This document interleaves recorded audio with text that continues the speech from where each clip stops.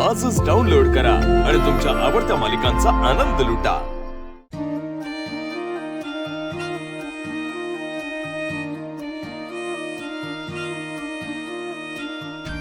छान वाटलं नाही चालून असं?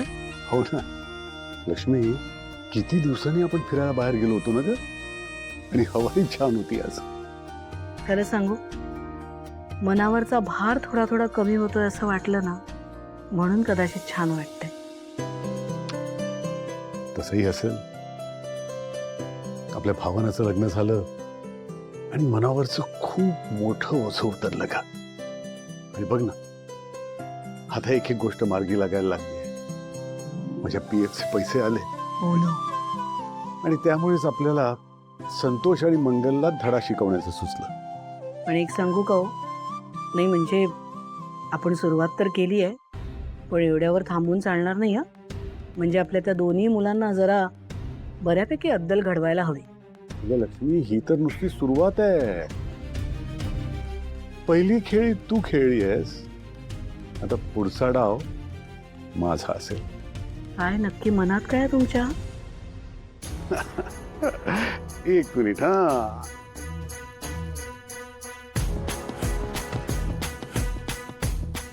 हॅलो, पाठवलेल्या सामानाचा अगदी छान उपयोग झाला, पण मला असं वाटतंय आता वेळ आहे समोर येण्याची।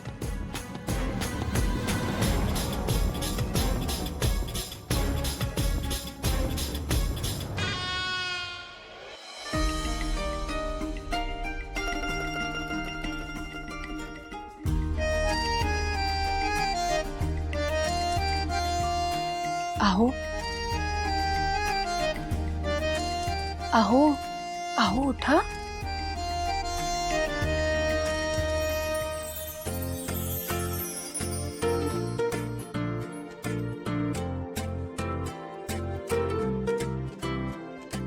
अहो उठा आता, मी तुमच्यासाठी चहा घेऊन येते।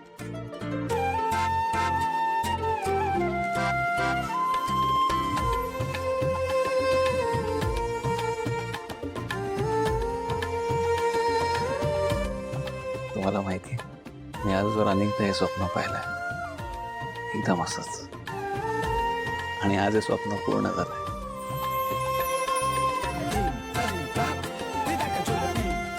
मी चहा आणते।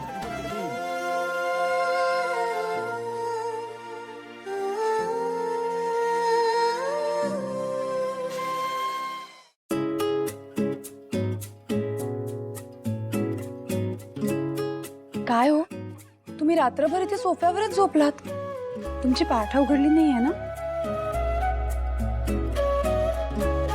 अहो काय विचारते मी, तुमची पाठ नाही ना उघडली? माझी वाट तर एकदम ओके। तुमच्या आवाजाला काय झालं पण?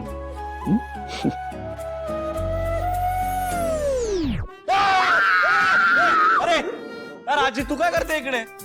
पण तुला किंचाळा काय झालं? अरे किंचाळायला कमाल आहे तुझी, मला कधी बघितलं नाहीस? आणि हे काय, असं सोफ्यावरती का आडवा झालीस तू?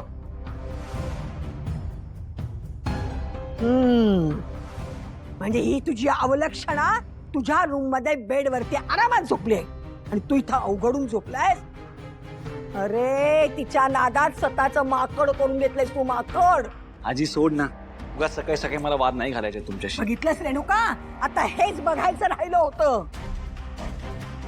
अगं काय झाले माहितीये, ही अवलक्षणा याची बायको आपल्या सिद्धूच्या बेडरूम मधल्या बेडवरती एकटीच पसरली आहे, आणि हा बिचारा इथं सोफ्यावरती अवघडून झोपलाय। लाज कशी वाटत नाही ग तुला? हा, एकाच वेळी माझ्या सिद्धूचं अंग अवघडलं तर काय करायचं आम्ही? भावना, तू दरवेळेला आम्हाला अक्कल शिकवत असतेस ना की आम्ही कसं चुकीचं वागतो। मग हे जे काय तू आता वागतेस ते बरोबर वागतेस असं वाटतंय तुला? खरंच तुझ्यासारखी स्वार्थी मुलगी ना मी या जगात पाहिलेली नाही। आई, थांब जरा। नाही, सासरच्यांचा मान न राखणं, त्यांना उलट उत्तर न देणं, ही अपेक्षा तर मी तुझ्याकडनं ठेवतच नाहीये। अगं पण निदान नवऱ्याची काळजी तरी असायला हवी ना? काकू तसं नाहीये, सिद्धिराजना मी म्हटले होते की तुम्ही तिथेच झोपा, मी खालती अंथरूण घालून झोपते, पण तेच नाही म्हटले। कारण ते चुकीचंच आहे। ए तू गप रे. काय ग, तू झोपायचंस ना मग बाहेर. नाही मला सांग भावनाताई, तुला कधीपासून सेपरेट रूम लागायला लागली ग? म्हणजे माहेरी असताना तर त्या जानू बरोबर रूम शेअर करायचीस ना, आणि जानू निघून गेल्यानंतर आनंदी बरोबर रूम शेअर करायचीस. मग इकडे आल्यानंतर का सेपरेट रूम हवीये तुला? हा म्हणजे आमची मोठी रूम आणि किंग साइज बेड बघून तू लगेच ग्रीडी झालीस ना? अगदी बरोबर बोललीस. अगं ही सरड्यासारखी रंग बदलते आता. सिद्धू, लवकरच तुझ्या बायकोला आवर घाल. आई, कुणाला सांगतेस तू? ज्याच्या डोळ्यांवर प्रेमाचा रंग चढलाय त्याला सरडेचे रंग काय दिसणार?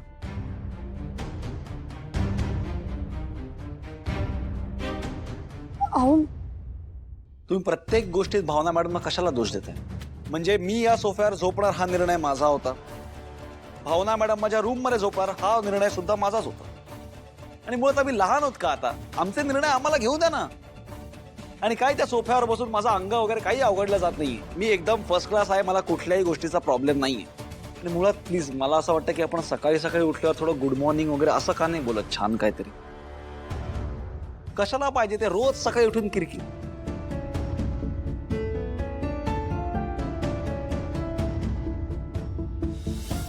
मॅडम, सगळ्यांच्या वतीने मी तुमची माफी मागतो.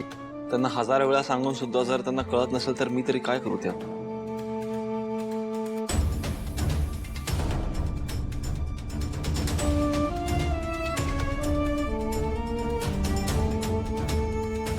बघितलंस ना रेणुका, तिच्या समोर आपला सिद्धू आपल्या कुणाचाही मान ठेवत नाही. अगं, कुणाला माहिती कुठल्या जन्मीची माया दाटून आली आहे ह्याला हिच्याबद्दल. मी तुला एक सांगते, तुला वेळीच आवर घाल्या सुनेला तुझ्या. नाहीतर ही आपल्याला या सिद्धू पासून इतक्या दूर नेऊन ठेवेल की आपला आवाजही त्याच्यापर्यंत पोचायचा नाही.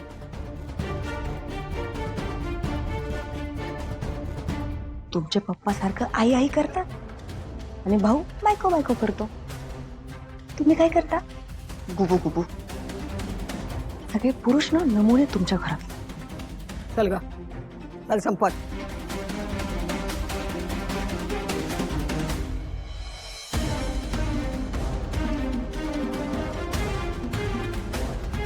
आता मलाच काहीतरी करावं लागेल.